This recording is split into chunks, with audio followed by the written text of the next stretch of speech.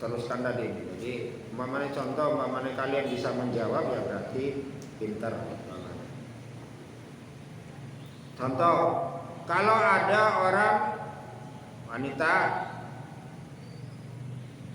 jam 12 lebih 10 menit, jam 12 10 menit tanggal 1 hari Selasa, hari Selasa jam 12 10 menit belum sholat duhur, haid ya.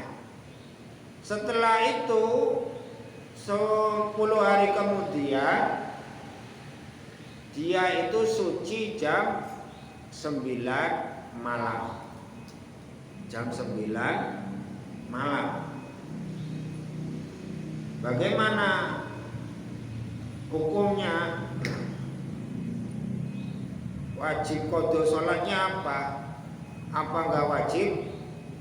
Ya, apa dia tidak punya kewajiban qadha?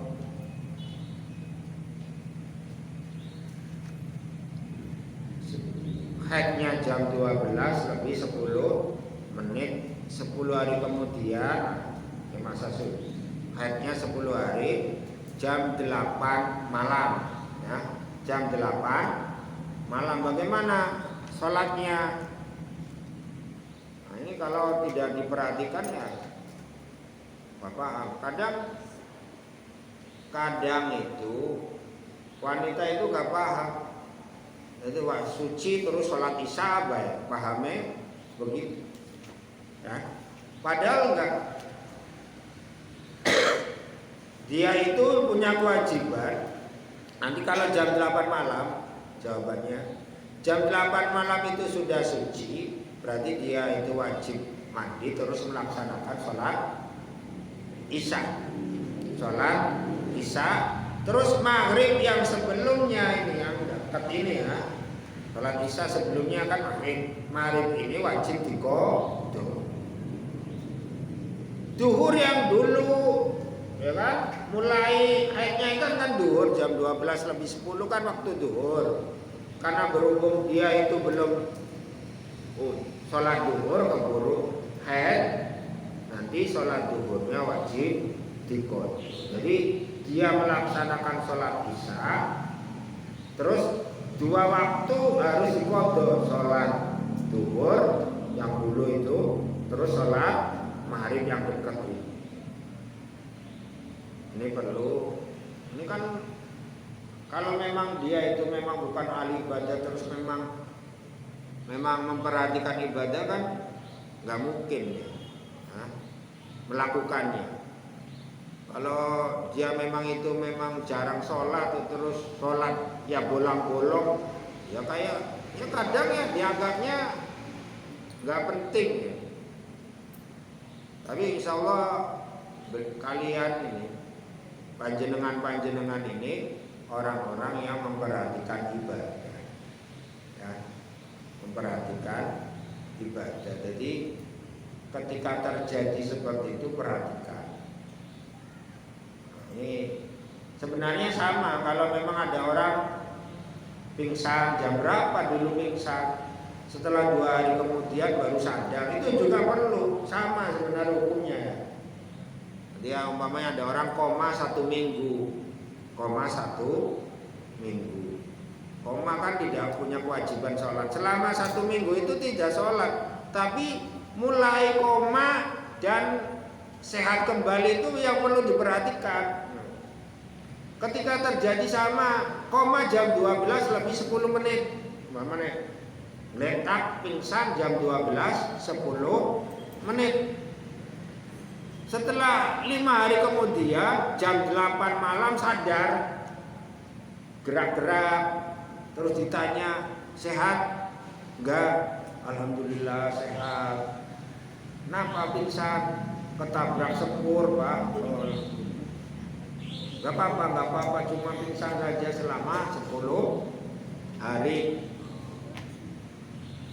Tadi kenapa kok sampai ketabrak sepur?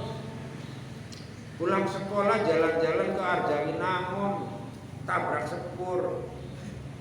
Alhamdulillah masih bisa sehat kembali saja. Ini nanti sholat duhurnya Angga orang Surabaya itu ya, yang ketabrak sepur, orang Angga yang orang Surabaya itu yang ketabrak sepur wajib mengqadha sholat duhur. Karena sadarnya jam 8 malam, sadar jam 8 malam dan bisa komunikasi sehat kembali memang. Sadar dia itu nanti sholat isya wajib, sholat maghribnya wajib diqadha. Sama kejadiannya. Karena memang kalau pingsan atau koma ini kan jarang, makanya dianalogikan itu rada susah, tapi sama sebenarnya hukumnya. Tapi karena haid ini kan bulanan, karena haid ini bulanan, nifas ini ya kadang anak yang 5 ya nifasnya 5 kan. Nah, ini kalau haid masih sering. Ini perhatikan ketika terjadi seperti itu. Ini saya mengulang-ulang bab ini karena kemarin rada keselip, ada salah keterangan sedikit. Jadi bab ini makanya saya ulangi bab ini supaya jangan salah paham. Jadi intinya ketika terjadi manius sholat, saya ulangi, ketika terjadi manius sholat. Manius sholat itu apa? Haid, nifas, gila, pingsan. Ya pokoknya yang menyebabkan dia yang asalnya wajib sholat karena terjadi itu tidak wajib sholat, itu namanya manius sholat, pencegah sholat. Ini asalnya kan wajib, wanita itu karena haid hanya tidak wajib sholat. Ini perhatikan kalau dia ini terjadinya haid, contoh langsung saja, terjadinya haid, lihat awal sholat itu kapan, jarak antara awal sholat dengan terjadinya itu berapa menit. Kalau kira-kira 5 menit lebih, 5 menit lebih, gampangannya ya, 5 menit lebih, karena 5 menit ini cukup untuk sholat dan bersucinya. Maksudnya bersuci wudhu loh, bukan mandi. Bukan, tapi yang dimaksud adalah wudhu. Terus wudhunya cepet-cepet, kayak orang lagi punya daimul hadas. Ini antara 5 menit lah saja.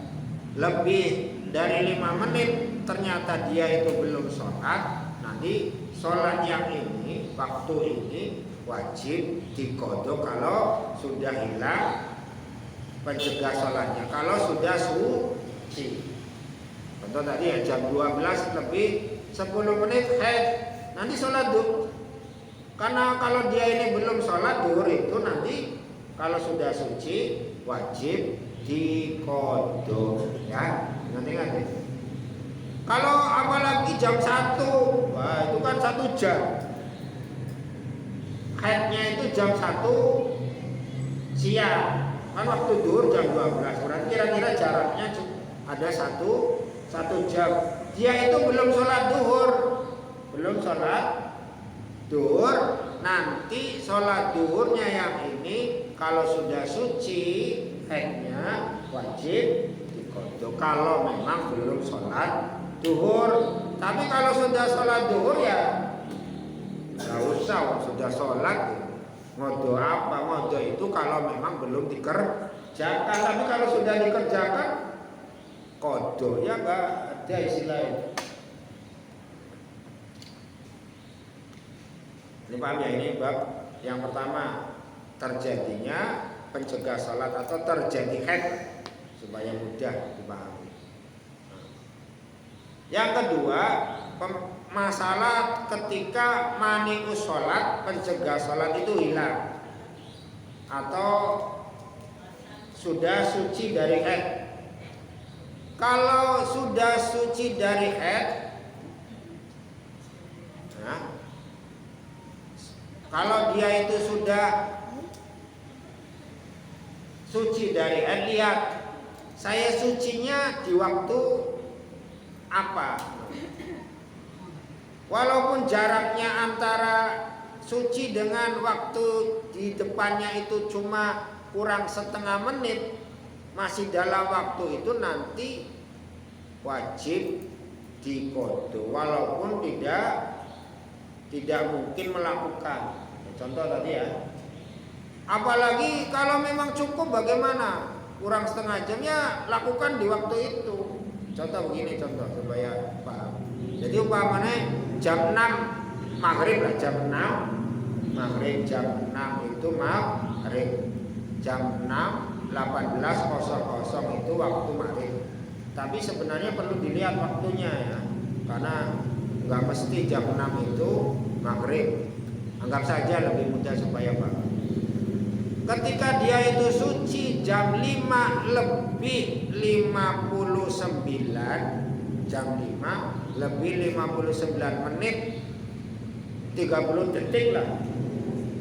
Berarti 30 detik kemudian sebenarnya maghrib, tapi masih di waktu asar. Masih di waktu asar. Dia nanti sholat asar ini kan nggak mungkin sholat, belum mandi wajib, belum ini ya kan, nggak mungkin waktu, tetap nanti waktu sholat asarnya wajib diqodho. Dan sholat sebelumnya kalau memang bisa dijamak. Dalam masalah di waktu asar ini berarti waktu asar wajib diqodho, sholat duhurnya juga wajib diqodho. Berarti dia ini kalau terjadinya jam 5 lebih 59 menit sore ya, jam sore ini, dia itu 3 sholat wajib diqodho. Sholat asar dan duhur yang tadi ini ya, wajib diqodho. Sholat duhur yang dulu itu ya, waktu mulai haid kan tadi jam 12 lebih 10 menit haid, ya kan, umpamanya kan belum sholat ya, berarti 3 sholat wajib diqodho. Sholat duhur yang dulu 1 minggu yang lalu wajib diqodho, duhur asar yang ini, nah, yang dekat ini wajib diqodho. Tapi kalau memang sucinya jam 5, bagaimana? Jam 5 sore, sucinya jam 5 sore, ya tinggal mandi terus sholat, itu kan masih cukup untuk sholat asar, ya kan? Ya tinggal segera sholat, jangan sampai lewat waktunya, sholat asar terus sholat duhurnya diqodho ya. Paham ya Ali ya? Mas Ali ya, paham Kang Ali? Ini hati-hati ini, karena kita ini laki-laki nggak paham, nggak terjadi Pak. Ya Bu ya, nggak terjadi. Kalau laki-laki sih ya diantara keuntungannya jadi laki-laki, keuntungannya, tapi kekurangan kita nggak pernah mengalami hamil. Kan hamil itu pahala yang luar biasa. Hamil sampai melahirkan, menyusui, itu pahalanya keuntungan jadi perempuan itu ya. Kita punya keuntungan tidak pernah punya hambatan untuk melakukan sholat, ya kan? Tapi kalau perempuan kan ada waktu-waktu tertentu dia berhenti. Nah, ini tapi ya segala sesuatunya memang ada keistimewaan. Jadi contoh lagi, kalau ada orang jam 8 pagi, jam 8 pagi haid, jam 8 pagi haid, 10 hari kemudian haid, ya kan? 10 hari haid berarti 10 hari kemudian suci. Sucinya jam berapa? Jam 9 malam. Jam 8 haid pagi haid, jam 10 malam 10 hari kemudian suci. Bagaimana kalau seperti ini? Ya. Karena jam 8 pagi ini kan tidak di antara waktu sholat, ya kan? Duhur ya belum, subuh sudah lewat. Berarti ini nggak ada waktu yang wajib qodho jam 8 pagi. Tapi kalau dia sucinya jam 10 malam, ya segera sholat isya, mandi, wajib, terus sholat isya, terus sholat maghrib yang sebelumnya ini wajib diqodho. Ya. Kalau jam 10 malam sucinya. Kalau sucinya jam setengah 7 malam, ini kan berarti masih waktu maghrib, terus juga belum isya. Segera sholat, segera mandi, terus sholat maghrib. Terus sholat duhurnya bagaimana? Sholat asarnya sebelumnya bagaimana? Gak usah diqodho karena memang antara maghrib dengan sholat asar tidak bisa dijamak, kan? Yang bisa dijamak itu isya, maghrib, duhur, asar. Ya. Jadi kalau umpamanya kita ada wanita suci jam 4 sore, ya sucinya jam 4 sore, bagaimana? Ya dia itu wajib mandi, setelah itu sholat asar, sholat duhurnya wajib diqodho kalau di waktu asar. Tapi kalau jam 1 siang suci, ya tinggal segera mandi wajib terus sholat duhur, nggak ada yang diqodho, kan? Tapi kalau di waktu asar sucinya ya Pak ya, aja kebalik ini penting karena ini kalau terjadi suci head. Namanya lebih jelasnya ya, supaya lebih jelas ini latihan. Kalau nggak latihan ya latihannya bagaimana? Kalau perempuan ya saya gimana ya, ini head tulis dulu, nanti qodho nggak ya ininya, itu. Saya sucinya jam segini berarti bagaimana ya? Ini latihan. Oh, kalau laki-laki gimana? Laki-laki kan nggak terjadi, dia tanya tiap bulan ke istrinya, suci head, saya head, Pak, bagaimana laporan, Papa, saya head, oh iya Pak. Nah, jam berapa Pak? Bagaimana? Ya Beb, saya jam berapa Beb? Jam 1 Beb. Oh, ya wes jam 1 siang. Tulis. Terus 1 minggu kemudian laporan mamanya, Pak sudah suci. Jam berapa sucinya Mak? Jam 10 malam. Tulis. Terus tanyain ini nanti sholat dulu gimana ya? Ini bagaimana ya? Ini latihan. Terus nanti bulan kemudian tanya lagi. Nanti kalau sudah ya akhirnya paham. Kalau nggak paham teori begini nggak paham. Serius Pak. Saya juga awalnya ya juga tanya-tanya dulu ke istri. Nak Rian cuci jam berapa? Bisa jam berapa? Saya latihan terus istri dilatih. Kalau sudah ternyata dia itu sudah paham sendiri kan alhamdulillah, ya kan? Oh, berarti dia sudah pintar, nggak perlu dikontrol. Berarti tanggung jawab sebagai suami sudah selesai. Sudah pintar sih. Sing repot kita nggak melatih, nggak paham loh. Ini perlu dilatih. Jadi kalau sudah kira-kira dia itu sudah pintar ya nggak usah, ya kan? Anu sudah pintar. Ini makanya perlu latihan kalau kita sebagai seorang suami. Tapi kalau perempuan ya tetap saja kewajiban tetap kan paling penting kan diri sendiri ya. Dan latihan. Kalau teori yang saya ceritakan ini nggak dilatih, ini nggak paham. Puyeng, saya juga kadang nerangakan kebalik-balik. Nerangakan nih loh kadang kebalik. Tapi kalau dilatih gitu. Pinter latihan selesai, jadi pasti akan tahu jawaban. Ini karena ini saya ulang pembahasan ini karena memang ada keterangan yang kemarin yang keselip-selip salah. Nah, ini karena memang ya itulah karena kekurangannya laki-laki itu tadi tidak pernah head. Jadi kadang pembahasan ini ketika terjadi diterangkan ini kadang keselip-selip, ada yang salah. Semoga bermanfaat. Yang penting kita punya semangat untuk menjaga sholat 5 waktu. Subhanallah wa bihamdik asyhadu an la ilaha illa anta astaghfiruka wa atubu ilaik. Subhanallah wa bihamdik asyhadu an la ilaha illa anta astaghfiruka wa atubu ilaik. Assalamualaikum warahmatullahi wabarakatuh. Waalaikumsalam.